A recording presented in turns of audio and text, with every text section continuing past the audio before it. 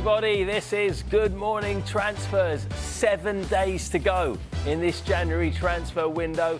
7 days to resolve Marcus Rashford's future at Manchester United, and his manager Ruben Amorim has hit out at the forward.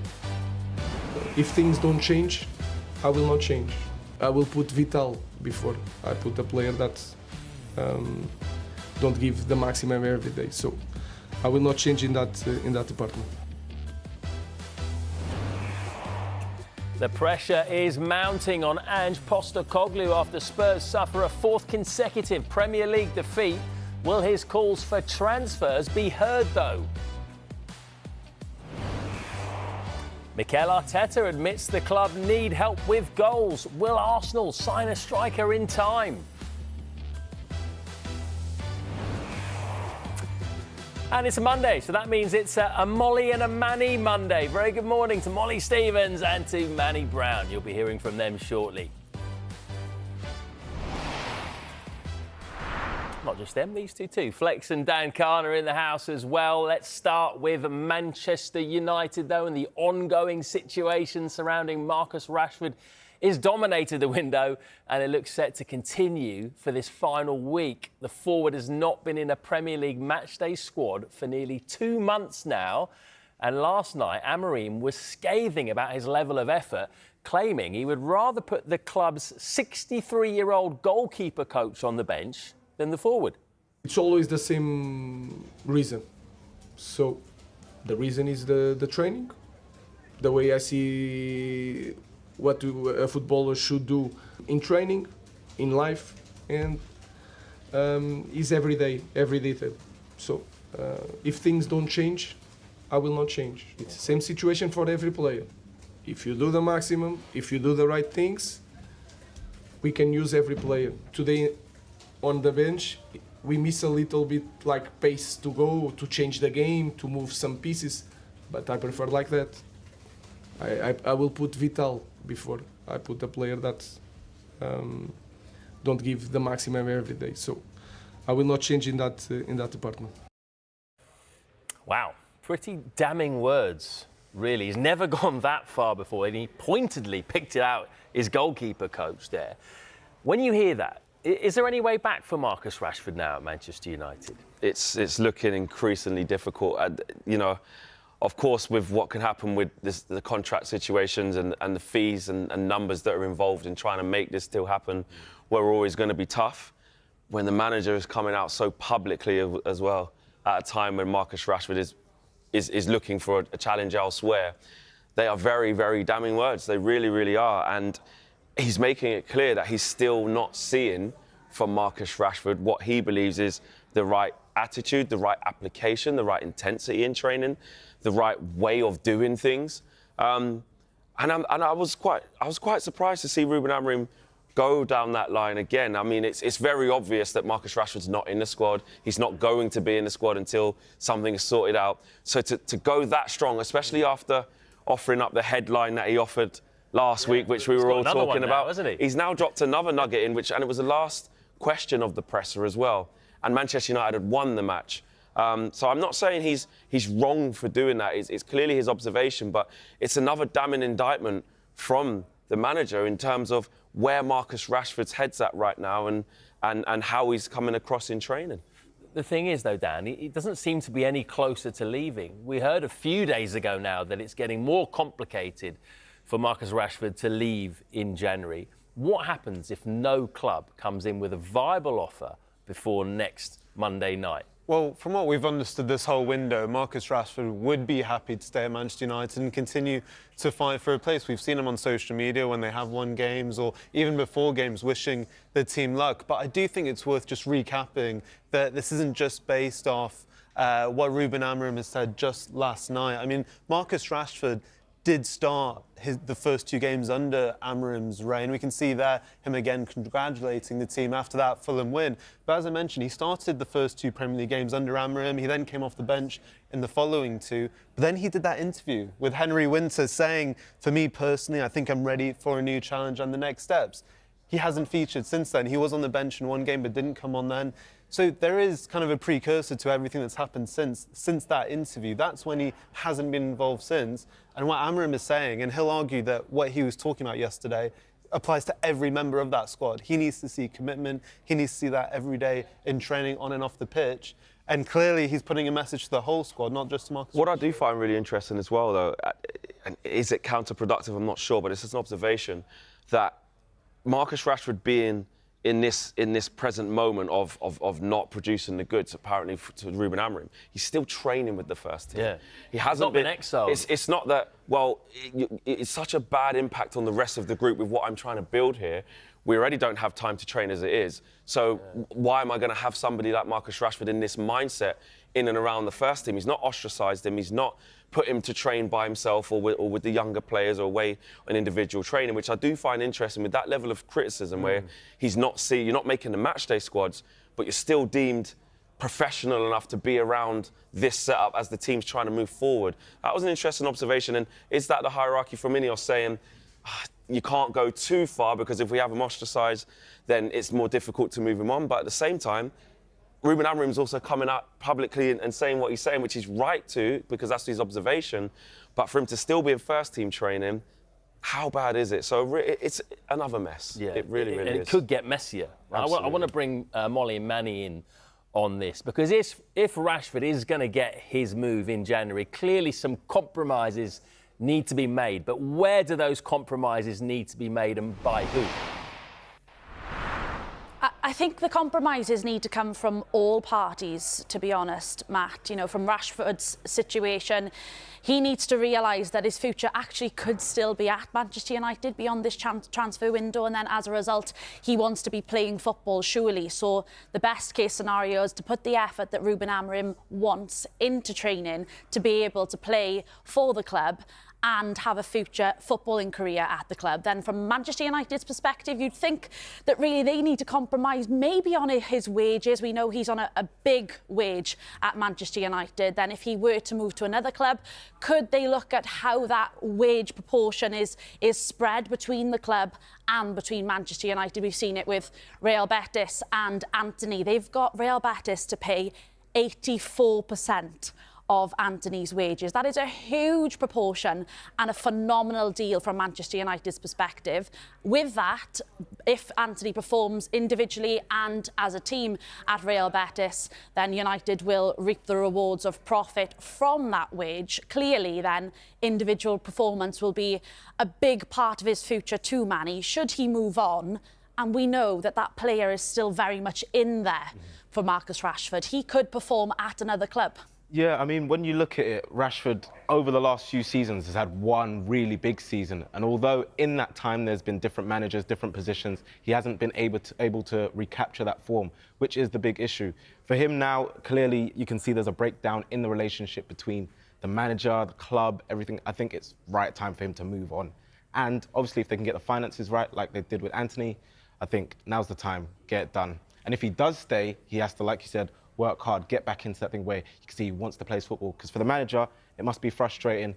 He thinks he's turned up to training, smiling, getting on. The manager wants to see more effort. They're in the middle of a season and in the middle of a crisis. Yeah, and this is only 2 or 3 years ago, this season here. 17 goals in the Premier League, albeit 35 goals in all competitions just a couple of years ago. So that player is very much in there. Marcus Rashford just needs to maybe apply himself and then in turn feel loved by a club. But 7 days is a long time. Who knows what will happen by this time next week? Will Marcus Rashford still be at Manchester United? That is the question. Yeah, that is a big question. Thank you very much, guys. The thing is with Manchester United is that Marcus Rashford's future isn't the only thing on the agenda at the club. Alejandro Garnacho's future also remains unclear. Nobody knows. Anything can happen. But I count with Garnacho, and he's improving in every department of the game. The understanding of the game when they defend. I'm trying to find the best position for him. Today he played a little bit more open, not so much inside. So we need guys with 1 against 1. But like I say, I don't know what is going to happen until the end of the window. Right, interesting comments. And we're also hearing just now that the future of Garnacho holds the key to Manchester United's dealings in this transfer window. And it could be a knock-on effect, which we'll talk about in a moment. But in terms of Garnacho, as I said, not exactly a ringing endorsement that from his manager that it will stay, was it? We know that Napoli are interested. There's a gap in valuation, though, in terms of Napoli and Manchester United. Chelsea are also interested. Marcus Rashford is now looking harder to shift, isn't he, in January for United? Do you think there's a correlation between those news and now all of a sudden these Garnacho rumours are just getting stronger? Absolutely. I think Garnacho is that domino that if that falls, you will see the rest. Because you're looking at Manchester United with not much flexibility in terms of finances in this window. We're looking at Patrick Dorgu potentially coming in as a knock-on effect from Antony, so that's not really anything to do with this. If Manchester United want to do anything else serious within this window and get Ruben Amorim some players who maybe fit his system and further develop the squad, Garnacho's going to have to be a big part of that, and that's a reason why he was non-committal. That's a big reason why Ruben Amorim was saying anything can happen in this window, we don't know. But also what's happening is, and I felt this in the stadium in the game against Rangers, that it feels quite awkward with the match-going fans, because the fans were singing his name, he was bright on the ball, and he didn't feel like a player who's been forced out by the manager, having a torrid time. His confidence is not there. He was applauding at the Stretford end. It didn't have that feel of someone who's on his sort of last legs of his Manchester United career, but seems to be in the balance because of PSR, because of Manchester United not having many sellable, tangible assets that they could reinvest into the squad. And now it's a damning indictment on Manchester United's finances that this is where they are, the fact they've got to sell one of their biggest prospects. So I think it's a tough situation for him to be in, but clearly Ruben Amorim has been told this is a possibility. This is a possibility, but he's also talking about the improvements that he's making. And more importantly, he's continuing to pick him. Ruben Amorim's clearly shown us if you're not doing what you're supposed to be doing, you're not going to play. You're not even going to be on the bench. So the fact that Garnacho keeps playing shows me and a lot of Manchester United fans, and probably shows Garnacho, that he does believe in him, but at the moment, it's a possibility. Yeah.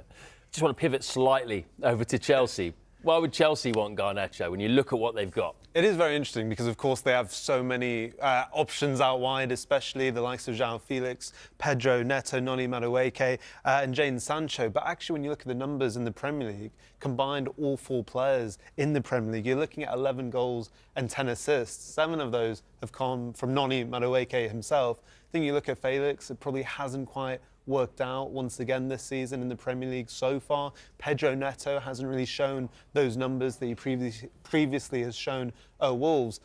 But then you'd also argue Alejandro Garnacho isn't necessarily guaranteeing you those numbers either. So perhaps Chelsea are looking to continue a younger profile of player in their squad and probably fits their system a bit more, being an out-and-out winger.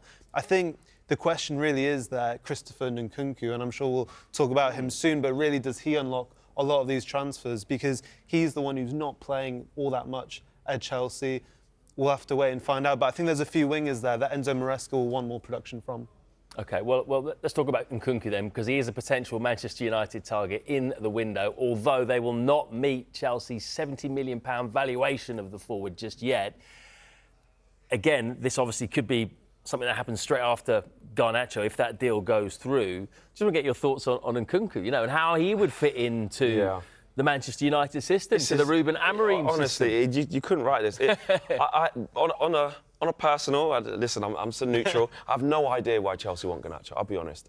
Right. They need a goalkeeper. They need help in midfield. They need competition for Nicholas Jackson as a out-and-out number 9. So as a neutral, I have no idea why Chelsea would entertain 60 million north for Alejandro Garnacho, but that's a Chelsea issue. Do you think Nkunku going the other way is a better deal for United? Nkunku going the other way has some pros and cons. The pros are he fits the system instantly better than Garnacho does. Him playing as a left 10 or a right 10, that's cash money for Nkunku. That's what he's made his career off. He's a very talented player. He's 27 years of age. He's in his prime. The problems are injuries since he's arrived here. He missed 48 games via injury last season, 22 injuries 22 games out the season before that. Difficult position, but a loan, a short-term option to the end of the season with maybe an option for Manchester United would probably help. But Manchester United, in my opinion, should not be committing significant funds with a big contract, lengthy contract, to somebody who's come to the league, and especially with what's happened with Mason Mount as well. Chelsea probably saw a trick come in there. I think it'll be naive of Manchester United to offer Nkunku a big contract. More likely a loan. Yeah, absolutely. That would be fine. I think it's kind of what we were saying a bit earlier in terms of a chain reaction in the transfer market. And I think one thing is clear is Chelsea are looking to bolster their options out wide, because we know they have an interest in the young winger at Bayern Munich, in Matthias Tel, who is a very promising young attacker. Now, whether he wants to stay at Bayern Munich, that's kind of what we're hearing, is he wants to fight for his future under Vincent Kompany. But it's kind of, does Nkunku, he's also been linked with a move to Bayern Munich if Tel was to leave the club. So we're kind of waiting for a chain reaction to happen. But I do agree, really what we're talking about in this transfer window is profile of players fitting different clubs. Nkunku on paper absolutely fits what United are trying to do, perhaps compared to Garnacho, just in terms of being in a 10, being in close proximity in those close spaces. And perhaps as a profile, he would fit Chelsea a bit better. Yeah, OK. Well, listen, that Garnacho deal, potential deal, possibly him leaving Manchester United, could be the start of the domino effect. Another line for you, and this could obviously be affected by the Garnacho situation, is that talks have taken place with Lecce over Patrick Dorgu, the left wing-back, but there is a gap in valuation at the moment. The Lecce president has reiterated the club's desire to keep him. However, if Dorgu does join, it would allow Tyrone Malacia to go out on loan. Right, we're going to move on now to... sorry, a bit of a gap there. I thought I was linking into a grab. We're going to talk about one to watch now, which we do every Monday. We've picked out Kiernan Dewsbury-Hall of Chelsea, formerly of Leicester. Dan, could this be a busy few days for Dewsbury-Hall? Could be on the move? I mean, Dewsbury-Hall's such an interesting midfielder. I mean, he signed from Leicester City for £30 million in the summer after such an impressive season in the Championship. And what we've understood is West Ham are one club who are pondering a move. They have a bit of interest in him. I think the interesting thing is, on paper, you were looking at maybe Romeo Lavia and Enzo Fernandez, seeing what their injuries were like, to bending on whether Dewsbury-Hall would leave this window. But Enzo Maresca has made it quite clear any injury, any availability to the current players won't have any kind of result on what happens to Dewsbury-Hall this month. So it seems that Chelsea, although Maresca said he would like to keep him, they are open to business. But I think for Dewsbury-Hall himself, he'll want to get back to playing football. And he would make a great signing, whether that's on loan for the rest of the season or permanent for a lot of teams in the Premier League. Yeah, feels like a bit of a wasted talent at the moment. Someone needs to get him out there on the grass. So much to come on Good Morning Transfer. Stay with us. What next for Tottenham and for Ange Postecoglou? Just the one signing this window, and the pressure is mounting on the manager. We will be live to the club's training ground next.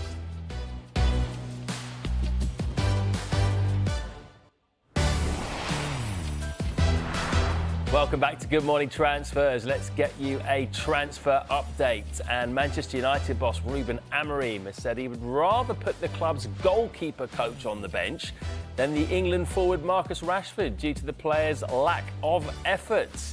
Christopher Nkunku has emerged as a potential Manchester United target in this window as Chelsea consider making a move for United forward Alejandro Garnacho. Vitor Pereira insists that Mateus Cunha is committed to Wolves amid interest from 5 Premier League clubs, including Villa, Forest and Arsenal. Aston Villa boss Unai Emery says the Villarreal defender Juan Foyth fits the bill as they search for a new centre-back. Bayer Leverkusen are considering a loan deal for Emiliano Buendia. The 28-year-old is under contract with Villa until 2026. Brentford have dismissed a loan inquiry from Strasbourg for Fabio Carvalho. Wolfsburg have agreed a deal to sign Brentford's Mads Roerslev. They have agreed an initial loan with a £5.5 million option to buy him permanently. Graham Potter has admitted that West Ham are a bit light up front as they search for a new striker. Sky in Germany report that West Ham are in advanced talks with RB Leipzig over their striker, Andre Silva. And the Chelsea centre-back Renato Vega is in Turin, completing a move to Juventus. He will have a medical this morning ahead of a loan until the end of the season. And don't forget, you can keep across all the latest information as it happens on our dedicated Transfer Centre blog. You just scan the QR code on your screen there. And you don't want to miss this, because the transfer shows, they're going on the road. They are live from the Battersea Power Station this week. I wish I was there, to be honest. What a great idea. You can join Kaveh Solokul, Dharmesh Chef and Mark McAdam at 5. And then again at 7 o'clock, they've got a special guest with them. It is Ashley Williams.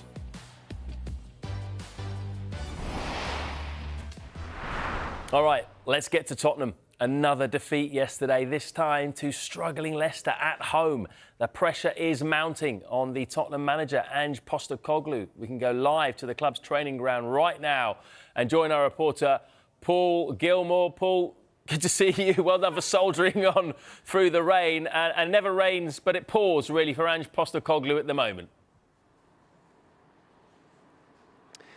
Yeah, they're all going through a difficult period at this moment in time. Tottenham 15th in the league, just 8 points clear of the relegation zone. Defeat against Leicester at the weekend. The latest in a long line of embarrassing defeats, if you like, a home to Ipswich as well. And they also lost to Everton, teams in and around the relegation zone. So it has been difficult, just one win in their last 11 league matches. And yeah, the reasons that everybody has stayed together with some unity to this point, well, for a number of reasons, really. I think inside the club there is some sympathy with Ange Postecoglou and the injury crisis that he's had, the sheer number of players, and key players at that have been missing at various points in the season. When you think of the centre-backs being the ultimate example, how many games they have missed, both at the same time, 2 18-year-olds playing regularly in the team. So I think there's a lot of sympathy for that situation. There has also been a lot of change amongst the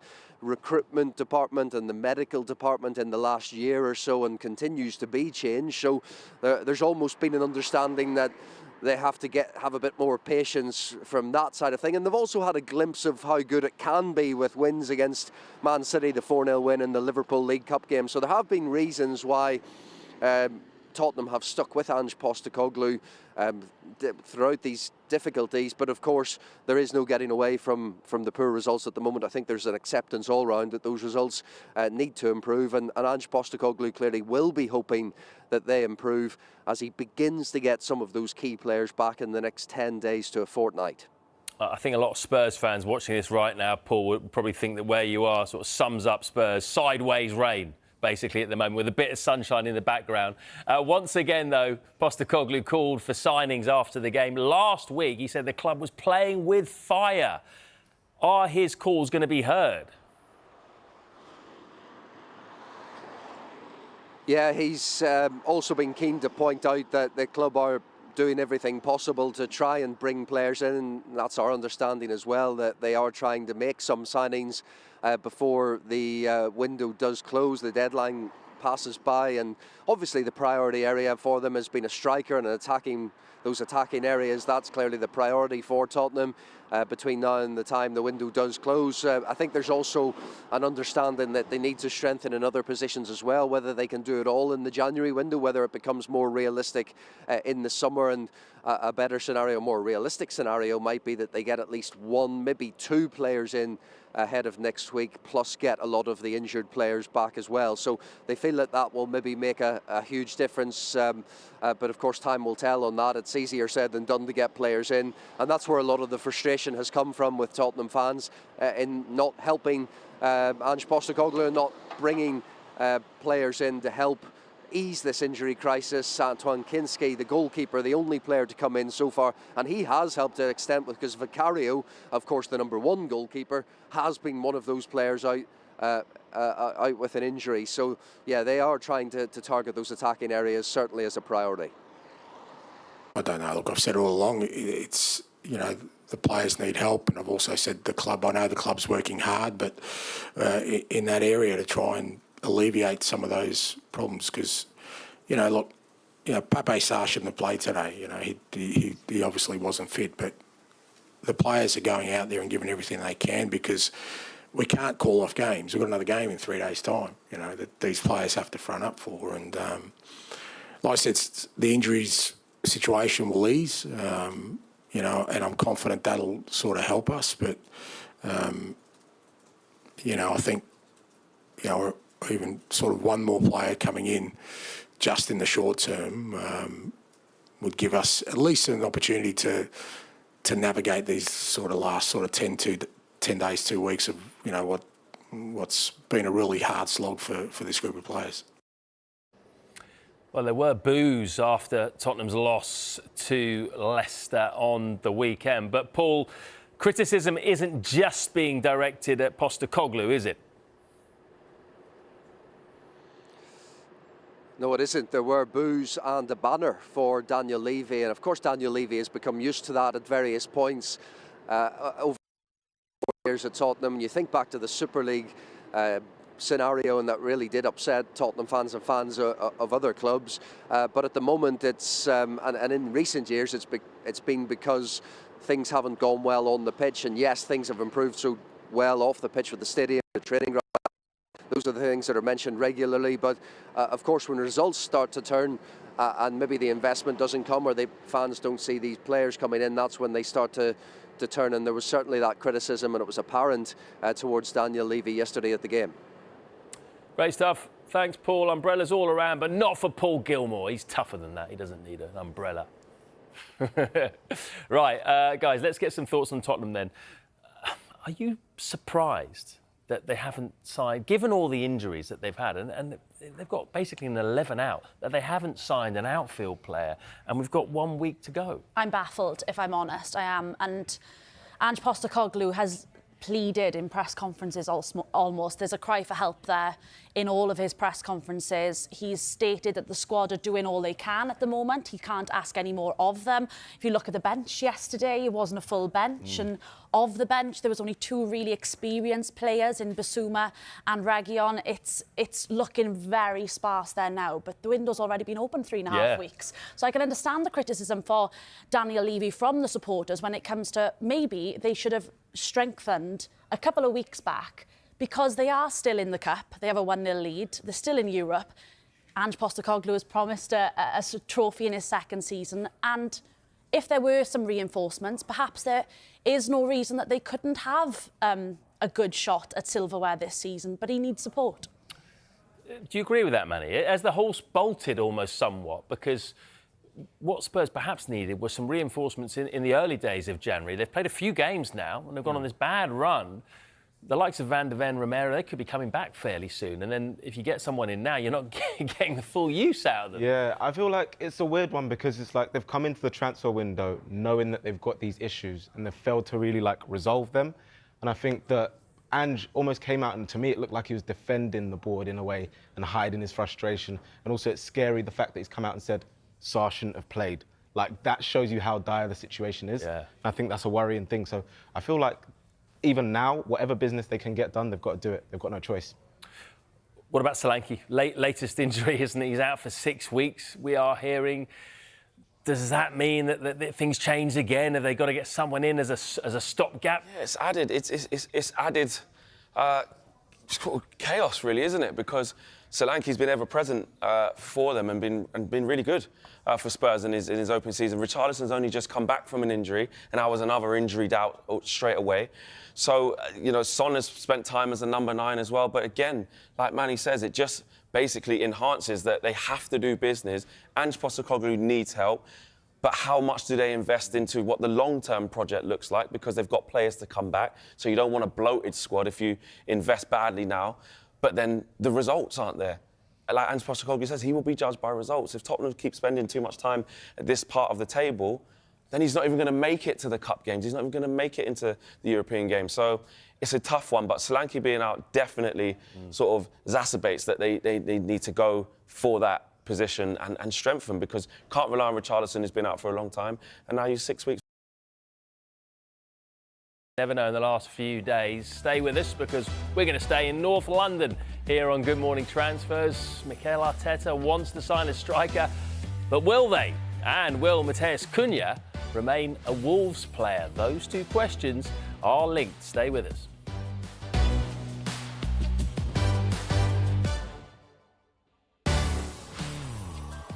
Welcome back to Good Morning Transfers. Chelsea have made defender Naomi Germa the world's first $1 million women's player after signing the 24-year-old defender from San Diego Wave. She was at Stamford Bridge yesterday, waving, ironically, and she received a huge welcome. Her new boss, Sonia Bombastor, said she is a defender who is comfortable on the ball. She will bring a lot of confidence to the team. That sounds like a scary signing for Chelsea women. Could go unbeaten this year. Could be the new Invincibles. You never know. Speaking of which, we're going to talk Arsenal now. And of course, a big story this window involves Arsenal and their need to sign a striker, if there is a need, because Mikel Arteta did get quite tetchy with our colleague Jamie Weir, didn't he, when he was asked that question a couple of days ago. Maybe misunderstood what the question was. But what is the latest on Arsenal's search for a striker? Well, I think Mikel Arteta said pretty clearly in that press conference, and I think what Jamie Weir did a fantastic job in getting him to confirm is they want to do business in this window. But Arteta also said it's not up to them solely. You know, it's such a difficult window to make big moves happen. If you're Arsenal, of course, Mikel Arteta is fully aware they need another forward option. Of course, losing Bukayo Saka, Gabriel Jesus to injury leaves them short. Also think when you look at the Wolves game on the weekend, you don't want to pick on Kai Havertz because it feels like we talk about him every week, but he is missing that clinical touch at the moment. He missed 2 or 3 opportunities against Wolves that you just think a typical number 9 with that clinical nature would finish. And they almost did drop points against Wolves. Wolves did have their chances, and Arsenal were down to 10 men for a large portion of that game. And that game could have seen them out of the title race, with Liverpool winning again on the weekend. So I think Arteta said it himself. Of course they want to do business before deadline day, but it's very difficult to do, and it's not as easy as just Arsenal want a striker, let's sign one. Yeah, and it's difficult to find number 9 specifically, isn't it? So, I mean, is it possible that they could bring in a forward who isn't a number 9, someone who can maybe play across the front line, but not an out-and-out number 9? But then you're back to the same situation again. In 6 months' time, everyone's going to be saying Arsenal need a striker again, which, again, would probably be easier to do in the summer. And that's what Arsenal have to trade off here. You know, your magic missing piece, let's just say Isak or Benjamin Sesko, or, you know, that number 9 is going to be more attainable in the summer than they are now. How much are they willing to invest into a stopgap or somebody who can help the squad in the long-term vision without compromising too much what they want to do in the summer? Even Matheus Cunha, he's not a number 9. He's not what Arsenal actually need in terms of that number 9. If you want him to sort of play in a left 8 and then Declan Rice can come one back, and then you've got Odegaard as a right 8, maybe so, but that, again, that's a bit of a shoehorn. He's an out-and-out 10. Yeah. Can spend time on the wing as well. So if they was to invest heavily into him at the expense of, now we've eaten into money, we maybe would have tabled for Isak or gone for Benjamin Sesko or Vlahovic or whoever the 9 is, that's a bigger problem. So they need players, they do. They need something, but it is difficult. It really, really is difficult. And I don't think that is, as soon as Arsenal get that number 9, that's it for me, they win the title. Yeah. I've said it many times before. I think they need more creativity in midfield. They have enough defenders, that's evident. And when Bukayo Saka's out, they need some cover there. So somebody is multifunctional across the front 3, but someone like Bukayo Saka, he's so good, you're convincing a player to come and essentially say, when Bukayo needs a bit of a rest, you get a game. Yeah. So you've got to be really creative with your scouting. So, look, he's being very honest. They need players and they need forwards now. I hope you've not used up all your gold on Matheus Cunha there. We're going to expand that point. Yeah. Will Cunha get a move before the deadline? Big question for Wolves. The forward is yet to sign a new contract offer on the table by the club. And he is wanted by several clubs, including Nottingham Forest, Aston Villa and Arsenal. Dan, it's a club that you follow closely. What is the latest state of affairs? Do you think Matheus Cunha will still be a Wolves player in a week's time, just over a week? First of all, I'll give myself a bit of wiggle room and say that anything can happen in the transfer window, so I have said that. However, my feeling is that, first of all, Wolves do not want to sell Matheus Cunha. First of all, why would they when they're in a relegation battle? He also has 2.5 years left on his contract, so they're not under that financial pressure to sell him. And I think my feeling is, we talk about his new contract, I do feel that he probably isn't close to signing that at the moment because perhaps of all the noise around him at the moment. But I think if you're Wolves, you're just hoping to get through deadline day and just hope that he can refocus. I do think in the last few games we've seen him physically show a lot of frustration on the pitch that does seem slightly out of character, you know, to his teammates. We saw that with Wang. He is unsettled, and I think we're showing that. He's a very, I mean, I've interviewed him a few times. He's very expressive. You know, he's a lovely person to interview as well, but I think he's showing that maybe a bit too much. Vitor Pereira said on the weekend, he's committed. We're keeping him. There's no such sense in selling him. And I think that's what we'll see come deadline day. I would also say, I don't think any club can really afford him. I mean, you're looking at a player who potential double digits, assists and goals in the Premier League in a season. You're looking at someone who's well worth over 70 million, 80 million that Wolves would demand. Exactly. Who has that money in January? Yeah. I tell you what, your stuff on Cunha was so good.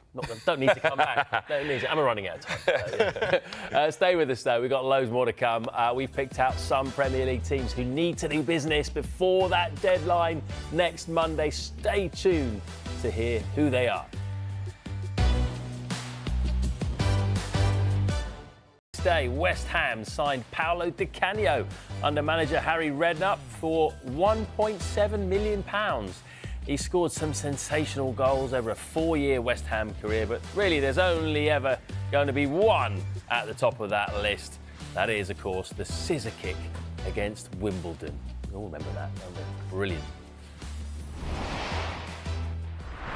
Right, 7 days to go. We have picked out a few teams that we think need to be very active before transfer deadline day. We're going to start with Leicester.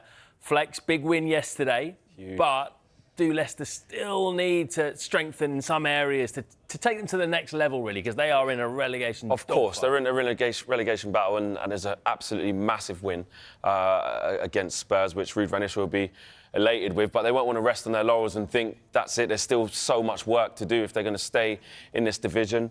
I think a centre-back would be of good use. I mean, Wout is having some struggles in there. Conor Cody not quite getting in there. So I think some options there would be good. James Justin as well at right-back has had some issues there. So I think some support there in those areas would be good. Obviously, just sign a right-back, which is good for that. But on the other side as well, left-back, still potential issues in that. And a forward, listen, Jamie Vardy is always up for goading opposition fans. He is their top scorer with 7 goals. He's still got it in the locker. However, he is still only human. And at this stage of his career, I still think some extra support there. Patson Daka hasn't quite hit the levels required. Edouard, that loan from Crystal Palace, has been pretty much a nightmare, not even getting into matchday squads under Steve Cooper or Ruud van Nistelrooy, really. So definitely issues there as well. I think midfield, they're pretty much set in central midfield, some really good options in midfield, actually, so probably stacked there. So I'm going to say a centre-half, another full-back if possible, and a forward. Yeah, and I'd just say as well, you know, with Jamie Vardy, yes, he's only human, and yes, he scored 7 goals, but he actually could score a lot more, I think, if he was being fed more from the wing. You know, just a little bit more attack and pace to feed into Vardy would be helpful. It would. You say he's human. I'm not sure he is. The way he's playing at that age. Right, Wolves, Dan. Vitor Pereira says he's confident of 2 more signings. Jorgen Strand-Larsen, though, went off with it with what looked like a hamstring injury on the weekend. Do you expect Wolves to be pretty active in this final week? Yeah, I mean, I think going into the window, they wanted a centre-back, which they've got with Agbadou, who looks like a promising addition. I think ideally the other 2 would be a centre-back again, an experienced centre-back to add, because they are playing this 3-4-2-1 formation. And he's been quite adamant when I've been in press conferences with him that he wants another midfielder, someone who can play in a 2, because he's really not convinced by the options he has at the moment. But I think after seeing Strand-Larsen go off with a hamstring injury, and I kind of thought this anyway, they needed another 9 to give him a bit of a rest. Of course, Cunha can play there, but really maybe it's not his best position. So I think another number 9 could be much needed before deadline day. Strand-Larsen going off is not good for the suitors of Cunha either, is it? Exactly. Because it makes puts even more emphasis to stay. Keep him, yeah. Let's talk West Ham, Manny, because Graham Potter has admitted that they are a bit light up front. as they search for a new striker. Sky in Germany report that the club are in advanced talks with RB Leipzig over the striker Andre Silva. West Ham had a bid rejected by Aston Villa for John Duran, long-term target. There is also interest in Evan Ferguson, Tayo Wanyi, Evan Gesson and Brian Brobby. As an aside, Juventus have reignited their interest in the West Ham defender Jean-Claire Todibo, who's only just arrived. So that'll be interesting to keep an eye on as well. But do you expect West Ham to back the new manager up in these final few days of the window? Yeah, I would expect them to. I know they spent quite a bit in the summer, but I feel like now they're in a position, especially with a new manager in, they need to get some momentum going now. So if you watch the game against Villa yesterday, you could see that if they had that sort of target to go for and someone for Paqueta to feed off maybe, it would have helped them in that situation. So definitely a forward is somewhere they should be looking at. I know they're looking at strengthening the midfield as well, but I think now it's time for them to push on. So could it be Andre Silva, who's someone that struggled for games and goals this season, had a couple of loans, but now I think it's the time where they need to put their front foot forward and go start getting up the table. Yeah, I mean, of those names that we heard there, do you think any name would suit them in more than others? I mean, Ferguson perhaps, or Andre Silva? I think generally Evan Ferguson just is worth taking a punt on for any Premier League club really around the league. I mean, if you can get him on a loan with an option just to see how he can fit, get him playing again. I think Brighton as well would quite appreciate the chance to give him game time, either see him again next season or just raise his value to look to sell him in the summer. Of course, he would be pure profit for them as well. So I definitely think he's worth giving a punt to. West Ham needs someone to play off of as that 9, and Ferguson could. I think he'd be perfect. You know, if you think back to Graham Potter's time at Brighton, to me, I see Evan Ferguson as somebody who he would have worked with perfectly if you had him at that time. You know, he's big, he's strong, he's powerful, but he can play. Absolutely. He can play, and he's had a bit of a blip in his career quite early on through injuries and falling out of favour. But that little purple patch he had where there was just a little insight into what Evan Ferguson can be, and he was doing that at the age of 18 in the Premier League. There's something there. So I think for both, non-commit on a big fee, just to the end of the season. West Ham needs some options. Jarrod Bowen will be back, you know, so they can bolster again. But I think it'd be fantastic move if Evan Ferguson gets to West Ham. Let's finish with Everton, another side that actually got a really important win on the weekend, but came at a cost, didn't it? Dominic Calvert-Lewin, Oral Mangala, both going off with injuries.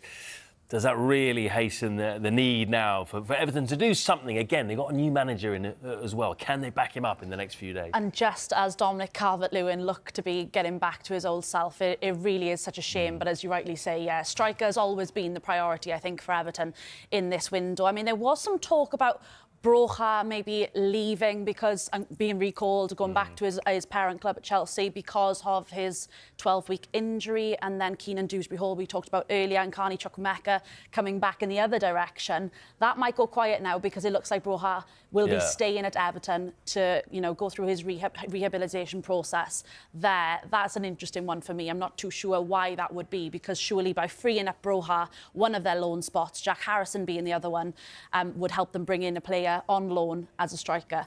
Strange one, but at the same time, yeah, striker still definitely the place they need to strengthen. Can they do that, though, when the loan spots are filled? All those teams around the bottom, you sense that they're going to be all busy to a certain extent.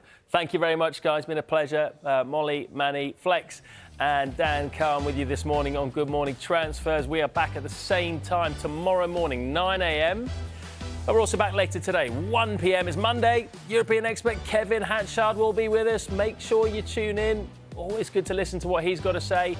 And the transfer windows, they are coming live from Battersea Power Station with a live audience this week. Join Kaveh Solokul, Dharmesh Sheth and Mark McAdam at 5 and at 7. But coming up, it's Wootton, it's Warnock, it's Smith, it's the football show and an extended edition of Ref Watch. Stay tuned.